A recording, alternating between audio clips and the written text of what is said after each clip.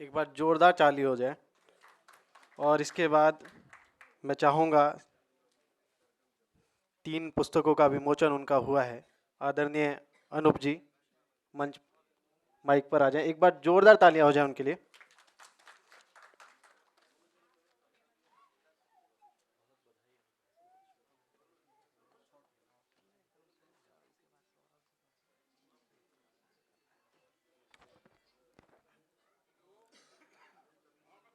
आदरणीय मंच पर विराजमान प्रोफेसर राजगीर जी, कार्यक्रम में मंच पर उपस्थित श्री सौरभ मिश्रा जी, जो मानव संसाधन मंत्रालय आईसीएचआर में डिप्टी डायरेक्टर हैं,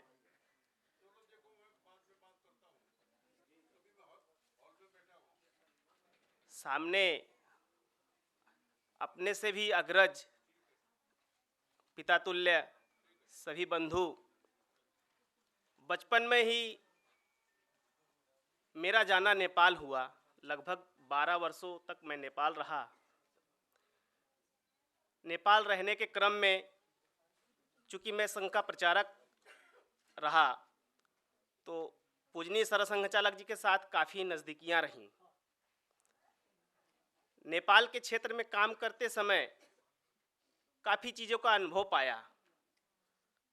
अकेले जाने के बाद में भारत कैसे दिखे एक देश में, नदियां हैं, पहाड़ हैं, बहुत प्रकार का द्वेष है अभी भी हम लोगों को देखने को मिलता है कि भारत का नाम लेते ही नेपाल में एक अलग प्रकार की परिकल्पना होती है। वहाँ रहना और उसके बीच में कार्य करना, कुल मिलाकर के भारतीय दर्शन की एक विकास यात्रा वहाँ से शुरुआत होती है।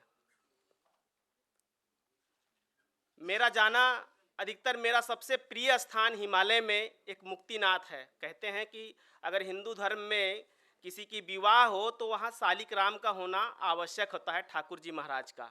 तो वहाँ से उत्पत्ति होती है उनकी, जहाँ से गंगा का उद्भव होता है। तो मेरा सबसे प्रिय स्थान है। साल में 1 महीना मैं वहाँ पर जाता भी हूँ। और भारत का दर्शन जो लिखा है बुक, उस दर्शन के अनुसार प्रत्येक साल अपने साथ 500 लोगों को कम से कम ले जाने की संकल्पना रहती है। तो हम चैत्र एकादशी से एक यात्रा निकालते हैं, जो कि अभी प्रोफेसर साहब हैं, उन्हीं के गृह जिला से वो यात्रा निकलती है। सोनपुर बिहार में है। मेरा लगाव बिहार और उत्तर प्रदेश दोनों से उस प्रकार से जुड़ा। तो वहाँ से वो यात्रा हम लेके जाते हैं। जगह जगह एक कल्पना थी स्वच्छता, जो हमारे केंद्र हैं, हमारा जो दर्शन है, स्वास्थ्य चिकित्सा, ये जगह जगह पर स्थापित हो सके और अनुरूप से भारतीयता दर्शे, इसलिए इस पुस्तक का लेखन हुआ। हम पूरी दुनिया में एक अलग प्रकार के व्यक्तित्व थे और वो दिखना चाहिए, नई पीढ़ियों में भी दिखना चाहिए, छोटे स्वरूप में दिखना चाहिए कि कोई ये कहे तो उनको ज्ञान नहीं है ऐसा ना लगे। बहुत ज़्यादा विषय हमको रखना नहीं है, लेकिन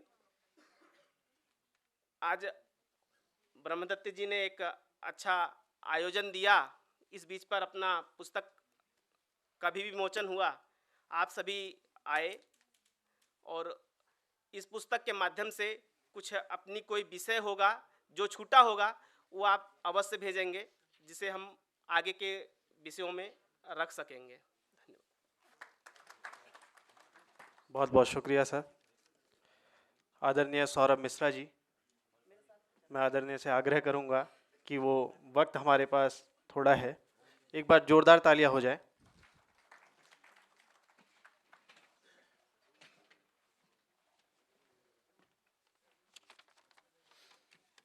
धन्यवाद।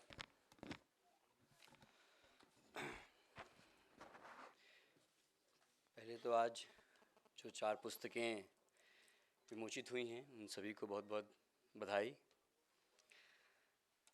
ज़्यादा वक्त नहीं लूँगा, वक्त बहुत है भी नहीं। बस इतना कहना चाहता हूँ कि जब बचपन से जब जो भी क्लास के समय में जब पढ़ाई करते थे हम लोग, तो जो पुस्तकें पढ़ाई गई उसको पढ़ लिया, उसको समझ लिया, रट लिया कहें तो, और परीक्षा पास करने के हिसाब से उसको आत्मसात कर लिया और परीक्षा दिया और पास कर गया।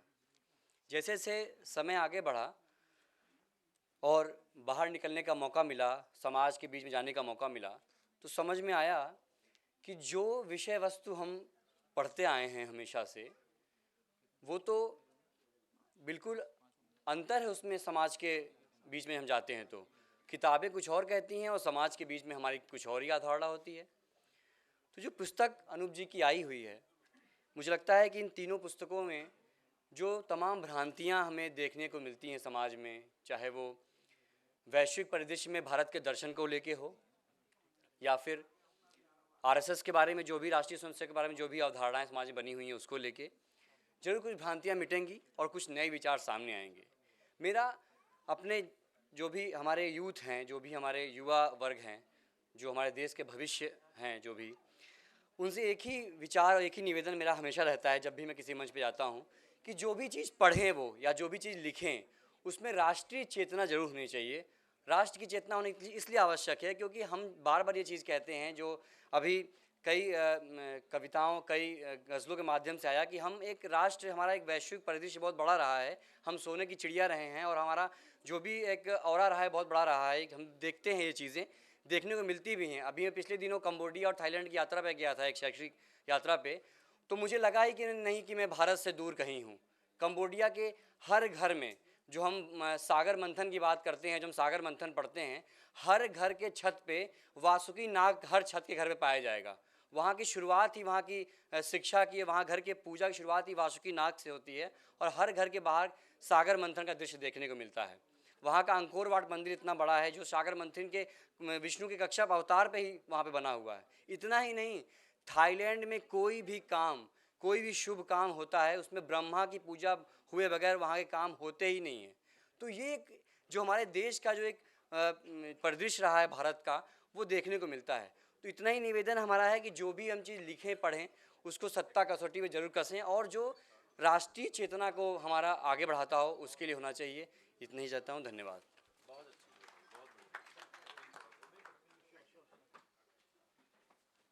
एक बार जोरदार तालियां हो जाएं सर के लिए। इसके बाद मैं मंच से श्री हरपाल सिंह जी को आवाज़ दूंगा। एक बार जोरदार तालियां हो जाएं हरपाल जी के लिए।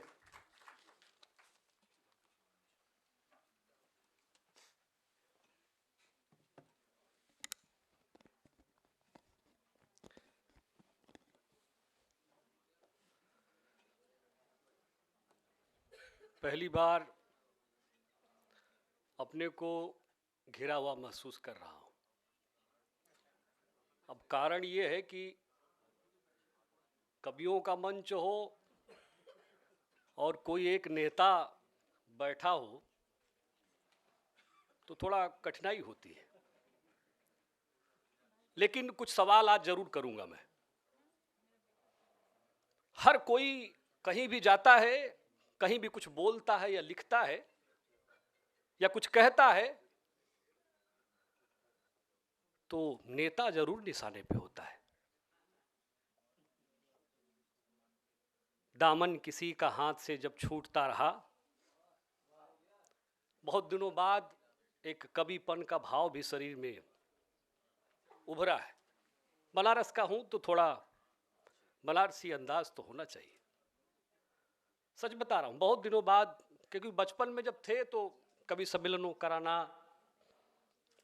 और कई थे, और हम लोग जब अपने कांधे पे तो अपनी उम्र में हमने ताजिया करबले तक पहुंचाया है, लकड़ी भी खेली है, वो दौर भी जिया है हमने।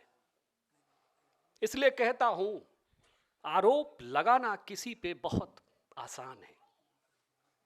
दामन किसी का हाथ से जब छूटता रहा, शीशा तो मैं नहीं था मगर टूटता रहा। बदकिस्मती तो देखिए इस हिंदुस्तान की, जो आया इसी वतन को बस लूटता रहा। अब सोचना यह है कि लूट कौन रहा है? नेता। टारगेट में नेता, टारगेट में मोदी, टारगेट में राहुल गांधी, टारगेट में अनदर पार्टी के नेता। नेता आते कहां से? मित्रों, हाथ उठा करके दिल से पूछिए, कौन राजनीति में जाना चाहता है? राजनीति में कोई जाना नहीं चाहता, लेकिन राजनीति को एक स्वच्छ, सुंदर, ईमानदार होने की परिकल्पना जरूर करता है। कोई राजनीति में नहीं जाना चाहता।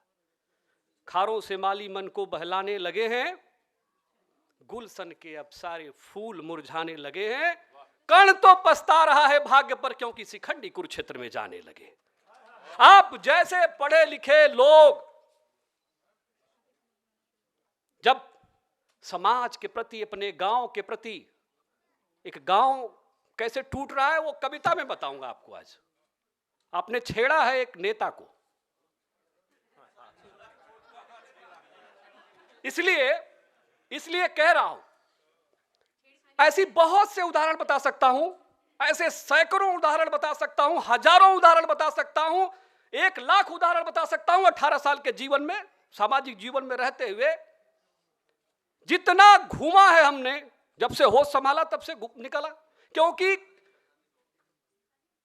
पंडित मदन मोहन मालवीय जी से लेकर के लाल बहादुर शास्त्री जी से लेकर के बहुत लोगों ने कहा कि घूमिए, चुनिए और धुनिए। इसको वाक्य सूत्र मान करके जीवन में हमने बहुत घूमा, और भाषा, भूषा, भेषज, भजन, भोजन सबको भारत की संस्कृति के रूप अंगीकार करने की कोशिश की है। और मैं मानता हूं कि इस देश को बदलना है तो हमारे कई कवियों ने कहा कि पहले खुद को बदलना होगा, और समाज को बदलना है तो खुद को बदलना होगा, और राष्ट्र को बदलना है तो मन में राष्ट्रीयता का भाव लिखे। दुष्यंत जी कह के चले गए कि हो गई है पीर पर्वत सी पिघलनी चाहिए। हम बाहर निकलते हैं टारगेट में। हमने ऐसी 50 योजनाएं, इस देश का सबसे पढ़ा लिखा आईएएस होता है और मंत्रालय में सेक्रेटरी होता है। मंत्रियों पे दबाव डाल के 50 योजनाएं हमने मंत्रालय में इंप्लीमेंट कराने की कोशिश की, लेकिन कोई न कोई अड़ंगा डाल करके ब्यूरोक्रेट उसको रोक देते हैं। पढ़ा लिखा वो कहां से आता है? कोई दरोगा बनता है, कोई टीचर बनता है, कोई बैंक का कर्मचारी बनता है, जितने भी अधिकारी बनते हैं, कोई अमेरिका से तो नहीं आता। हमारे संस्कार, हमारी संस्कृति, हमारा अपना इतिहास, हमारा अपना स्वाभिमान, हमारा अपना गांव, राष्ट्र, परिवार, समाज को छोड़ करके, उसकी कर्तव्य बोध को छोड़ करके अगर हम अपने काम पर इस तरह का व्यवहार रखेंगे तो देश की यही मजाल है कोई नेता एक काम करा दे अगर आप ईमानदारी से अपने कुर्सी पे बैठे रहे। कोई नहीं करा सकता, मैं नहीं मानता। इस देश में हरदेव जी से लेकर के बाबा भूरेलाल जी से लेकर के राठौन जी से लेकर के बहुत दिग्गज हुए जिन लोगों ने अपनी ईमानदारी का लोहा मनवाया है, और मैं उन लोगों में से नहीं हूं। हमने समाज के परिदृश्य को हमेशा खुद बदलने की सोच के साथ शुरू किया है। होंगे लोग, समाज में भी बहुत गलत लोग रहते हैं, और क्या है कि जब कभी भी आप देखिए, साहित्यकार, कवि और लेखन, आप जब तक रहेंगे तो चीजें जगी रहेंगी, ये भी सही है, और आपको जगाए रखना है, ये भी सही है, और ये भी सही है कि कुछ लोग गलत हैं, और ये भी सही है कि उसमें कुछ लोग अच्छे भी हैं। लेकिन अच्छे लोगों बेचारे, वो चुनाव हो चाहे समाज हो, वो हाशिए पे चले जाते हैं, उनके साथ कोई खड़ा भी नहीं होता, ये भी सही है। लेकिन फिर भी देश चल रहा है, बढ़ रहा है। इस देश की संस्कृति, माननीय अनुरूप जी ने लिखा भारत जीवन दर्शन की विकास यात्रा, और अबू भाई ने बहुत मार्मिक शब्दों में व्याख्या में दिया। एक गांव में 368 इंडस्ट्री थी, मैं बहुत गंभीर बात कह रहा हूं। एक गांव में 368 इंडस्ट्री थी, सब की सब खत्म हो गई। क्या कोई माई का लाल दुनिया में ऐसा पैदा हुआ है जो एक गांव में 368 इंडस्ट्री लगा के दिखाए? बुनकर हो, कुम्हार हो, कहार हो, ऐसे 368 नाम मैं आपको दे सकता हूं। जो हमारी संस्कृति की विरासत थी, जो हमारे समृद्धि की पराकाष्ठा थी, और हमारे कवियों ने कहा कि वो सोनों की चिड़िया कहां गया, उस संस्कृति को हमने खो दिया। हमारी भाषा की, हमारी भूषा की, हमारे भेषज की, हमारे भोजन की, सबकी वैज्ञानिकताओं से हम दूर हट गए। हर घर में आज बीमार हैं, हर घर में आप लाचार हैं, इसलिए कि हमने अपनी संस्कृति के साथ मुंह मोड़ा है। बहुत कुछ बातें कहने की हैं, कह सकता था, लेकिन मैं इतना जरूर कहूंगा चलते चलते कि ये सफर चंद मीलों में मत बांटिए, कौम को अब कबीलों में मत बांटिए, एक समंदर की तरह हमारा वतन, इसे ताल झीलों में मत बांटिए, इसे ताल झीलों